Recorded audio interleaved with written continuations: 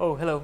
Thanks once again for joining me on this channel, my part 2 of the introduction to astrology. You are now on Sahan Astro 8. So, last time I actually spoke to you about how the chart is made and what is involved, like the planets involved in it. Now, I'm actually going to talk to you about the chart itself, where you have 12 houses. So, yeah, roughly the astrology birth chart has 12 houses. So does other charts, such as the D9 chart or the D10 chart. All of them have 12 houses. So each house represent various things about a human being's life.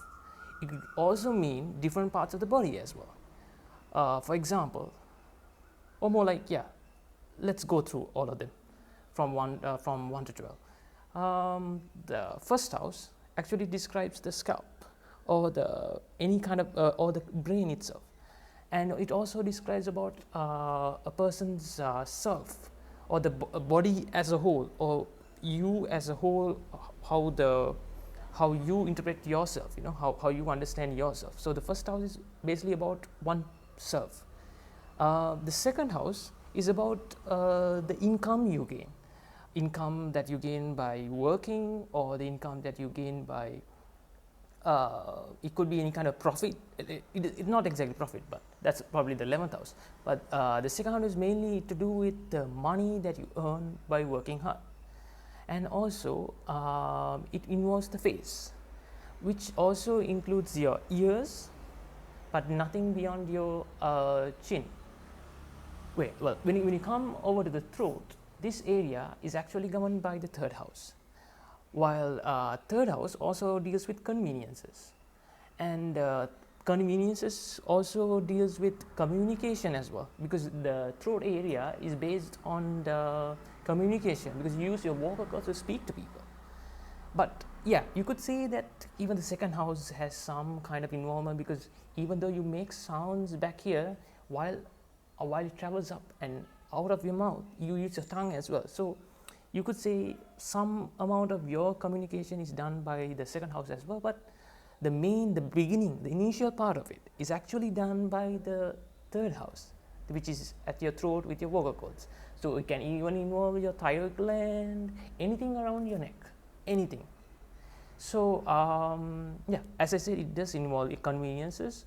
So conveniences are anything beyond your general needs. So your general needs would be food, shelter, and yeah, food and shelter basically. But things like that, such as luxury life, or like all the conveniences that you get, like the vehicles that you have, because you can always travel on public transport. You don't have to have your own vehicle, but if you do have your own vehicle, it's much easier for you to get things done. So okay, despite the traffic, of course.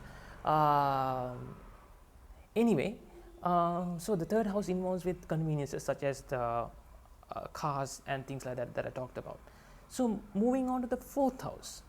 Fourth house actually speaks about your mother, or your hometown, or your home country, and it also talks about your house as a whole. So the fourth house also describes that area right below your neck. So it could involve the breast for males and females, and then even your armpit area, like axilla area. Or so yeah, so that is basically any kind of area around your just above around your nipples, or just above that. And then but it also involves the houses and things like that. So you might now realize the fact that these houses, they can represent a lot of things. You can divide your whole body into 12 parts, or you could talk about the person in terms of their characteristics, like their hometown, their home, their mother. Oh yeah, the fourth house deals with their mother as well. We will talk about the father, because he has a separate house as well.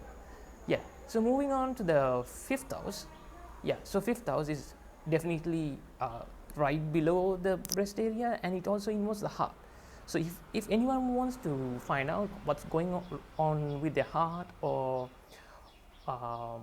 okay, there are a few things that I need to mention in terms of the heart as well, because in certain parts of the world they believe that the soul or the mind, you need to realize that the soul and the mind are two different things, and in certain religions they don't believe in a soul as well.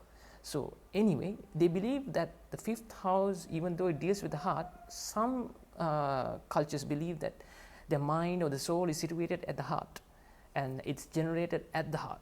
So yeah, so fifth house could speak about that area as well, but not particularly, because we have few other planets for that, because we can use moon as well as sun to talk about the soul and the mind part of it. Yeah, so there are a lot more things, deeper things in this, which I will explain later as we go on with this series. And yeah, so since you made it halfway through, I'd like to thank you for at least sticking all this while, Yeah, so moving on to the sixth house. Sixth house is originally the sign of the house of Virgo, so it deals with diseases.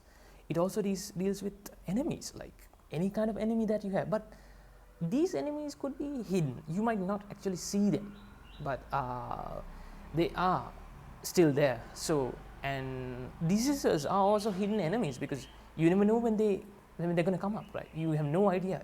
They could just come out of nowhere suddenly. Like you would wake up one day and suddenly you have a sore throat. So yeah, there are somewhat hidden diseases, hidden enemies as well.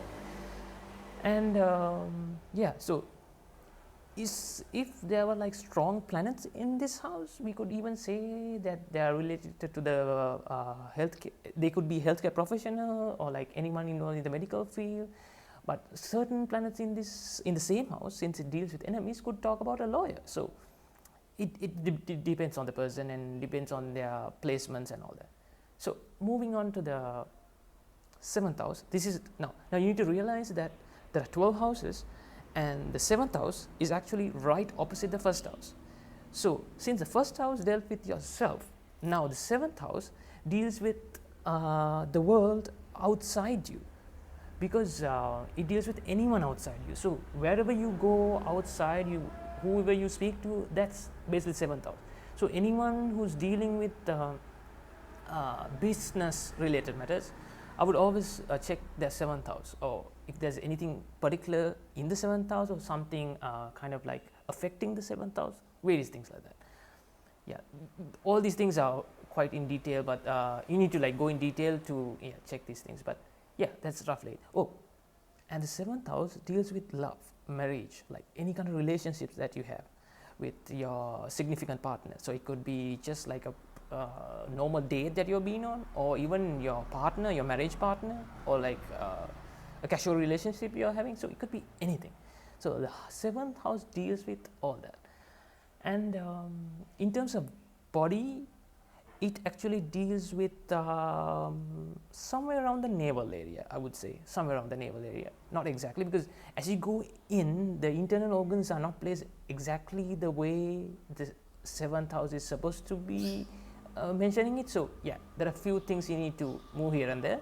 Oh, I actually missed the sixth house body placement. That actually deals with the stomach area. So I've seen people with certain planets in the sixth house who have gastritis all the time. They have all kind of like difficulty digesting, or they have like liver problems. Oh, this person could have it for lifelong, or they could even have it for a temporary time, because when a certain planet moves over the sixth house, they could have all kinds of digestion issues initially, but once it moves out of that planet, of that house, it changes. Yeah. So now we've talked about the 6th, 7th. Now moving on to the 8th. 8 is actually your groin area, your genitals. There was a time when I actually found out that someone had problems like piles, hemorrhoids, and also that involved their 8th house as well. So this is basically around your groin area. So yeah, so you could say that. But in terms of other aspects of a human being's life, I would say it involves your in-laws, or it also has some kind of a relationship to the partner as well. Even though the 7th house describes the partner, the 8th house kind of goes in depth regarding the partner and how your life with the partner, or more like, since it deals with the genitals, of course your sexual life with your partner also can be described in the 8th house, and your tendencies, like in the sense your desires, whether it's more like your libido, like all kinds of things like that can be described from the 8th house. But of course it's not just by the 8th house, because there are a lot more planets involved, like the Mars, the Saturn and the Venus, in terms of your sexual life. Yeah, so that's basically it. But yeah, one more thing would be the 8th house also deals with hidden things, and also even things that you get by inheritance. So it could mean a lot of things. So when I get a chart, I don't directly jump onto a certain topic. I like to see where it goes. Yeah, I mean, because everyone's different, right? Not everyone's the same. Like every person, like when I take a horoscope, every single individual is different to the other person. So you never know what's going to happen. But as you progress, you figure out, yeah, this is how it goes, and you know which direction to go into. Yeah, you need a lot of practice. Of course, I am still practicing. I'm still learning, and also I'm really happy to give my knowledge out to the viewers as well, you guys. And yeah, it has been a really fun process. Of course, when I have to deal with these kind of situations with the clients that I get, it's somewhat difficult. It's challenging at times. But I actually enjoy helping these people out, because, of course, I don't work things out as a group. I approach them individually, and then I try to see what's going on with their life and how I could be of some help to them. Of course, I can't make decisions for them. So yeah, you need to realize that astrology is not about decision making. It's about giving some kind of an advice, so that they can be able to make more decisions, to be able to make decisions more sharply, or like have more of a probability of how a certain decision might work out. So I could give that probability for them. Like I could say, whatever you're venturing on to could work out 60%, as I feel it. But yeah, it totally depends on your birth chart and how the planets are placed in that house. So yeah, this is actually supposed to be another video. So yeah, let's keep it for that. Okay, now let's move on to the 9th house. 9th house actually deals with spirituality, because 9th house is actually the original house of Sagittarius.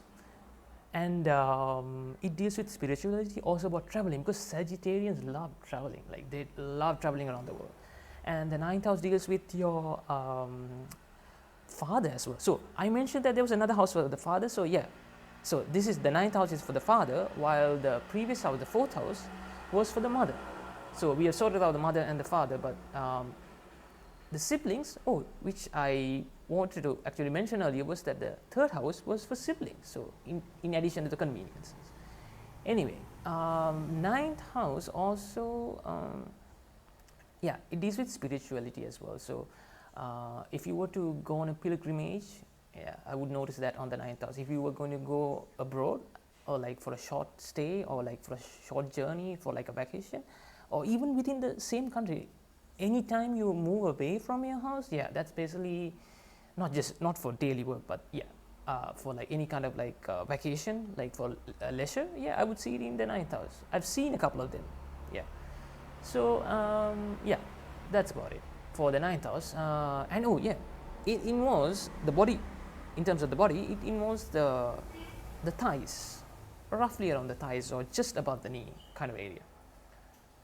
Yeah, so moving on to the 10th house, we've got 3 more, including the 10th. Yeah, so the 10th actually deals with the knee in terms of the body, but when it comes to your life, it kind of you could say it kind of talks about the career, about the status, in the sense like how the world perceives you. Okay, I did mention that the 7th house also has to do with a lot of people, like people outside, anyone other than your family members or your relatives, or even the relatives could be talked about from the 7th house, but yeah, basically anything beyond your family. But the 10th house actually talks about your status, how you build up your self how the world sees you as a brand or an icon, or as a, see, like if you were a teacher, you'd be in school teaching, you'd have some kind of an reputation, right? Oh yeah, that's basically what the 10th house is, the reputation. So all this is described from the 10th house. So there are certain times when people have I could say somewhat negative houses, negative planets or challenging planets in their 10th house, and they'd have a lot of trouble building up their career or building up their status to get people to notice them, to get people like within their workplace to notice the fact that they're actually working. I mean, they could be working so hard, but nobody might notice them. That's mainly because of the 10th house being affected. So yeah, 10th house deals with a lot of things. Yeah, a lot of things. And nowadays a lot of people are worried about their occupation or about their career. So yeah, 10th house plays a major part. And yeah, definitely it does. Especially when I speak to the clients, I realize that a lot. Okay, moving on to the 11th house, one before the last. Yeah, one before the last actually speaks about profit. So profit in the sense it could be basically money that you get from like a profit, from a bank or whatever, or it could be gains that you get. It's basically gains, profit. Gains would be a better way of saying it, because you could get these things from other people as well. Like when there are certain planets in the 11th house, people could get more benefits than they did earlier. I mean, they could have had so much trouble getting certain things in their life. They could have worked super hard for it. But suddenly one day everything works out and they're like, how did that work out? Yeah, it could probably have something to do with the 11th house. You never know. And yeah, I mean, you only find out when someone checks the horoscope. Yeah, and these things can be temporary or it could be somewhat long term. So most of the time, if you have certain planets in your birth chart in the 11th house and it's good, has good effect, or like there are planets aspecting the 11th house, there's a higher chance that these profits are long term. But if you only have a planet moving in to the 11th house from the 10th or from the 12th due to a transit, you will have some profit, but it will be short term. Short term could even mean 2.5 years, because I've seen Saturn moving on to certain planets and giving certain effects for 2.5 years. But Saturn doesn't always give you profits straight away, because it has a different nature to it. Yeah. Anyway, moving on. I did talk about the body part. So yeah, the 11th is actually speaks about any kind. It's basically talks about the shin area. So that's like right below the knee, but just above the ankle. So that sort of an area. Yeah. And moving on to the last planet. Oh yeah, this is what people don't really like, because 12th house talks about losses, and people they don't really like when they have planets in the 12th house. But there are times when planets in the 12th house makes you pretty good. I mean, pretty famous in the world, because people with 12th house good placements could end up writing books, like all these famous authors, Charles Dickens, J.K. Rowling, like basically anyone. And yeah, J.K. Rowling used to be one of my favorites back when I was a teenager. Harry Potter and all that, that age. Yeah. So yeah. Anyway, so the 12th house also talk about losses. So if you have certain planets there, you could kind of incur losses in that part of your life. Like if how would I say? Yeah, like if you have Venus there. Venus, since it signifies luxury and all that, you might not be able to get all that luxury where you are in your home country. But the moment you move out of your home country, to a foreign land, you might get exactly what you wanted. That's because 12th house also deals with the foreign lands, and it also talks about prisons. It talks about the judicial system within the country. Certain countries that have certain planets in that 12th house, even for a transit, could be going through some major implementations in terms of their judicial system, their court system. Yeah, that's basically judicial system. Yeah, anyway, or their parliament, various kinds of laws and regulations. So yeah, I've basically done the 12 houses to my knowledge. It's not, it's probably not exactly how it's stated in the books, but this is how I have experienced it. It's my experience from the knowledge that I gain, and also from practicing astrology according to the areas that I'm good at. Anyway, I need to mention a few more things about these houses actually. So the first, the fourth, the seventh, and the 10th houses are actually some of the they're the four main houses. In my language, we call it hatara kendare. In the sense, those are the ones that we use to, actually see how well a person might be doing. But there are people who don't really have planets in those houses, and like I found a client once, and then he was really scared. He wanted to know, like, does that really affect them, like not having any planets there? Well, not exactly, because you could have better planets in the other houses, so yeah, you don't really have to worry about it. But yeah, it kind of has some sort of a stigma when there aren't any planets in those houses. But if you've got anything in the first, fourth, and the 10th or the 7th house, and they're good and has good effect, yeah, great, that's great. So yeah, if you particularly have planets in the first house, since it deals with yourself, there's a very high chance, not 100%, yeah, but very high chance that whatever information that deals with those planets comes right towards you. You don't have to go looking for them. It's not like a journey where you go looking for those kind of planets, luxury and all that, because those things come to you. Because if Venus was in your first house, you probably have a kind of like a well-off life. Yeah, you're not like too poor. No, neither are you rich, but you're kind of well-off. You feel like really satisfied and all that. And so various meanings. And the 7th house, since it deals with the rest of the world, if you have a certain planet in the 7th house, you might have to work hard, well, not work hard, you might have to work and approach the world outside to make some connection with that planet. So it's about making those connections with those planets, and then trying to deal with them, with the rest of the world. So if you had certain planets in your 7th house, you'll be trying to deal with the rest of the world using that planet. Yeah. So like people who have houses, planets such as Saturn there, in the initial part of their life, they'll have difficulty dealing with the rest of the world. But as time goes by, things work out, because all these planets have kind of like not a lifespan, but more like their strength weakens as time goes by, and then like the negatives go away and the positive comes back. But then once again the negatives could come back, because life isn't just positive and negative straight, like, so it changes. It's like a wave, so it comes and goes. And as I said, the 10th house is about career, so I would definitely check about career.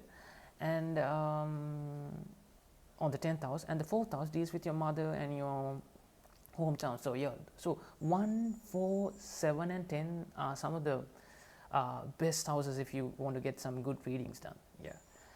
And in terms of negative houses, so I wouldn't call them negative, because every house has both the negative as well as the positives. So if you know how to combine the two, or how to balance it, you would have figured things out. So so let's talk about those negative houses. So the 6th, the 8th, and the 12th. So those are the houses that deals with some kind of negativity, because 6th house deals with diseases and enemies and so on. 8th house deals with hidden things, accidents, accidents, a lot of accidents. And your in-laws, your in-laws could be a big problem for you. Depends on, it's like individual basis, So and then the 12th house deals with court cases and the prison and all that. So like if you have bad planets there, you could end up in prison for a short time. You never know. You could get in trouble with the courts and the police system and everything. So yeah, there are a lot of things like this. So I basically mentioned the 12 houses. I mentioned 1, 4, 7 and 10. Then I mentioned about the 6th and the 8th and the 12th houses. So yeah, that's basically in terms of houses. So I guess in my following videos, or probably pretty soon, I would talk about the rest of the planets as well. I did mention Sun and Moon last time, but I didn't really go in detail, so I might go into those as well. So yeah, if you've enjoyed this video and if you've learned something from it, please give me a like, and I hope it helped you, and do subscribe to my channel as well. I mean, and yeah, give me those comments that you have been waiting for to give me. Yeah, so because I can really improve regarding depending on your comments. So thank you once again, and hope you will have a good day. Thank you.